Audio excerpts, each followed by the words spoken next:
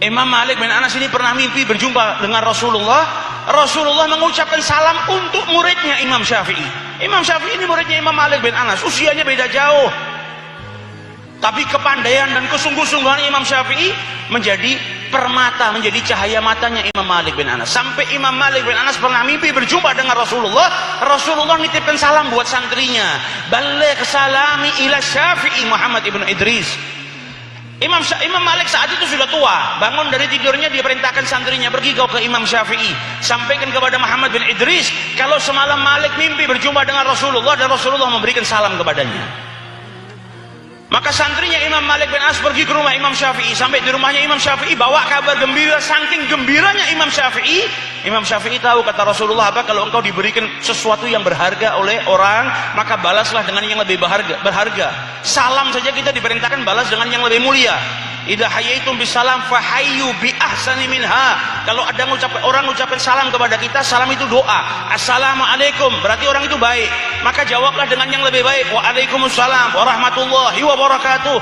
Syafi'i ketika dapat kabar gembira, itu yang disuruh sama Imam Malik bin Anas, mau dikasih hadiah, tapi beliau nggak punya apa-apa. Hanya punya pakaian yang dipakai pada dirinya, itu pakaian yang paling bagus. Pakaian yang di lemarinya pakaian jelek-jelek, yang dipakai ternyata yang paling bagus. Dilepas pakaiannya, diberikan kepada santrinya Imam Malik yang bawa kabar gembira. Pulang ke rumahnya Imam Malik, ditanya sama Imam Malik, apa yang kau sampaikan kepada Syafi'i? Sudah. Kemudian saya diberi hadiah. Apa? Ini bajunya Syafi'i. Kata Imam Malik bin Anas, apa, bolehkah aku pinjam bajunya Syafi'i? Ini bajunya orang istimewa, bajunya orang yang mendapatkan salam dari Rasulullah SAW.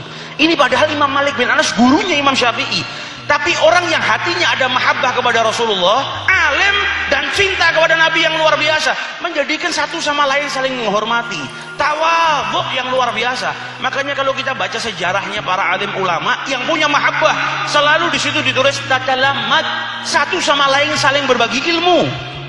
Bajunya Syafi'i diambil, dicuci dengan air, airnya diminum oleh Imam Malik bin Anas, mengharap keberkahannya Imam Syafi'i. Muridnya ngajar di masjid, Imam Malik bin Anas datang ke majelisnya tapi sembunyi di belakang dinding, di belakang tiang, karena kalau nampak takut kalau Imam Syafi'i tidak nyaman. Karena ada gurunya duduk di antara para santri, mendengar keluasan ilmu muridnya, kagum dengan muridnya sendiri, hormat dengan muridnya sendiri. Sampai setelah pengajian di dinding dulu di Masjid Nabawi itu, dinding tersebut ada tulisannya Imam Malik bin Anas sebelum ada renovasi. Ditulis oleh Imam Malik bin Anas, man arada ilmun nafis fa'alaihi bi Muhammad ibnu Idris. Barang siapa yang mau ilmu yang berharga, maka hendaknya dia menuntut ilmu atau belajar dengan Muhammad ibnu Idris, yaitu Imam Syafi'i. Selesai ngaji, selesai ngajar, Imam Syafi'i tahu kalau ternyata Imam Malik datang ke pengajiannya, duduk di belakang tiang. Beliau datangi, sudah pergi Imam Malik, dan beliau dapati ada tulisan di tiang Masjid Nabawi, pujian dari gurunya untuk muridnya. Maka Imam Syafi'i pun menulis di bawah pujian Imam Malik bin Anas, wa kaifa yakunu dzalik wa ana tilmidzu Malik. Bagaimana mungkin aku ini bisa jadi seperti itu sedangkan aku adalah santri atau pelajar atau murid daripada Imam Malik bin Anas. Satu sama lain saling menghormati, satu sama lain saling mengagungkan. Ini orang-orang yang di hatinya dipenuhi rasa cinta kepada Rasulullah Shallallahu Alaihi Wasallam. Orang kalau di hatinya ada mahabbah, maka dia mendapatkan safwah al-iradah, kemauannya ini yang baik-baik. Makanya orang-orang yang soleh itu kemauannya luar biasa, pengen bangun malam tahajud, pengen begini, pengen begitu, nggak punya kemauan maksiat. Karena apa? Dalam hatinya ada mahabbah kepada Rasulullah SAW. Kemauannya, cita-citanya pengen bangun ini, pengen punya majelis yang di situ dibacakan sejarah Nabi, kepingin punya pengajian sholawat. Nah, kebaikan-kebaikan ini datang dari mana? Dari hati yang suci, hati yang dibersihkan dengan mahabbah kepada Rasulullah SAW.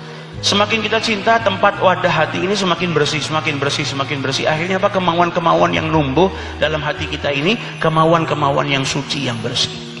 Makanya kadang kita, kalau pas hati ini lagi bersih, kita punya kemauan yang luar biasa. Besok kepingin puasa, besok kepingin hadir pengajiannya fulan, besok kepingin sedekah, alhamdulillah dapat rezeki. Nah, di saat hati bersih seperti itu memunculkan kemauan-kemauan yang baik. Nah, ini zaman fitnah, kita ini hidup di akhir zaman. Kalau nggak benar-benar jaga hati, na'udzubillah min dzalik. Orang sekarang gunakan lisannya buat fitnah sembarangan. mencaci maki. Ini zaman sudah kacau. Sekarang mau fitnah nggak butuh lisan, fitnah sekarang nulis dengan tangan, disebarkan, selesai. Orang mau berbuat dosa semakin banyak, orang mau beramal hasanah, mau beramal baik semakin sulit karena godaannya semakin besar. Fitnah di sana sini. Kalau kita nggak jaga hati kita nggak dipenuhi dengan mahabbah kepada Rasul Shallallahu Alaihi Wasallam. Mahabbah ini ada sirnya, ada rahasianya, ada berkahnya yang bisa menjaga dinding-dinding hati kita. Kalau nggak punya amalan-amalan seperti itu bahaya. Kita lihat berapa banyak saudara-saudara kita yang kelihatannya soleh, mulutnya digunakan untuk caci maki sana sini. Naudzubillah, fitnah sana sini. Bukan hanya fitnah orang soleh, ulama kadang difitnah, ulama dikomentari, wa'iyadzubillah. Saudara seimannya yang awam, yang bodoh, nggak boleh difitnah. Kok muslim sama non muslim fitnah aja nggak boleh. Nah ini malah orang-orang besar difitnah. Nah ini orang-orang yang nggak jaga dirinya, nggak jaga hatinya. Nah hadirnya kita di majelis seperti ini agar kita mempelajari akhlak-akhlaknya Rasul Sallallahu Alaihi Wasallam. Bagaimana sifat-sifat yang diturunkan oleh Rasulullah Sallallahu Alaihi Wasallam. Na'udzubillah, jangan sampai gunakan lisan untuk memfitnah, untuk mencaci. Semua ada hukumannya. Kalau nggak dihukum di dunia, dihukum di akhirat nanti sama Allah Taala. Di zamannya Imam Malik ini sampai dikatakan tidak ada yang boleh berfatwa di Madinah selagi Malik bin Anas masih hidup.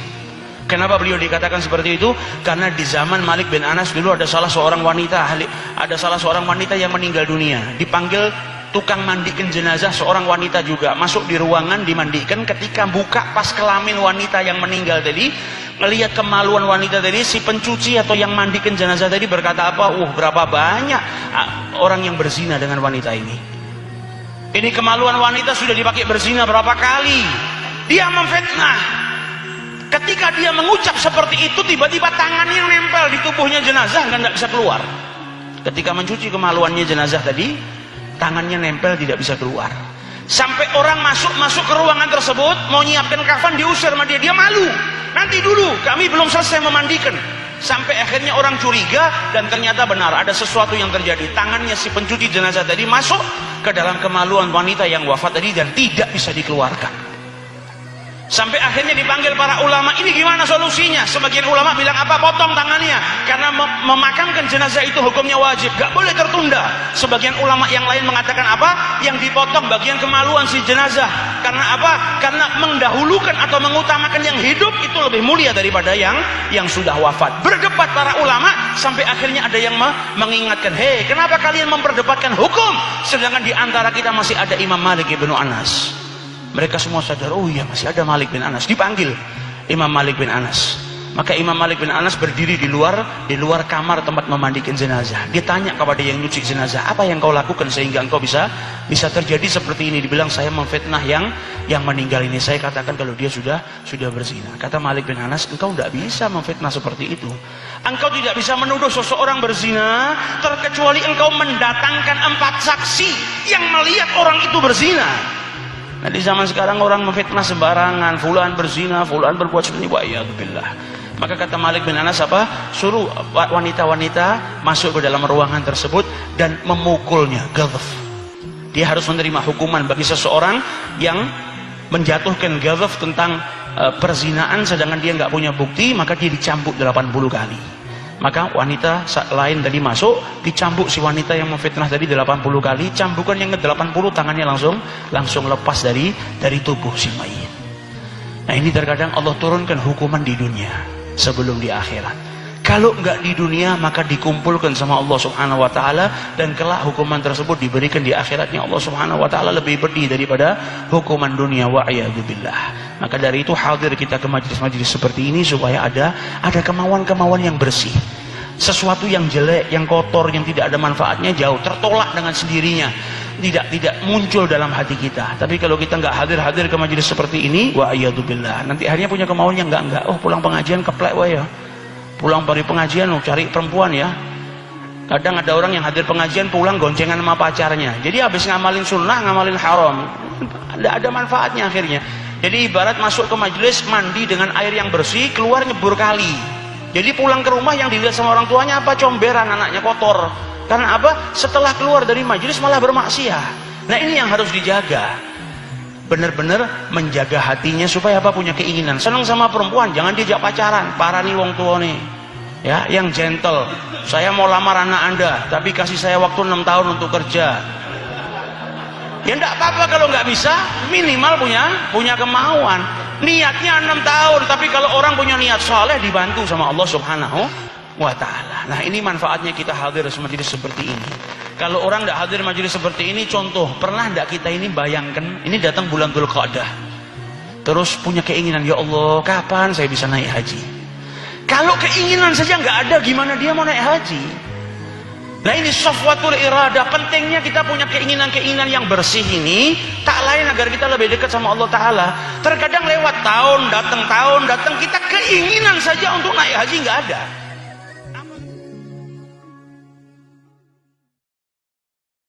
شكرا يا ربي شكرا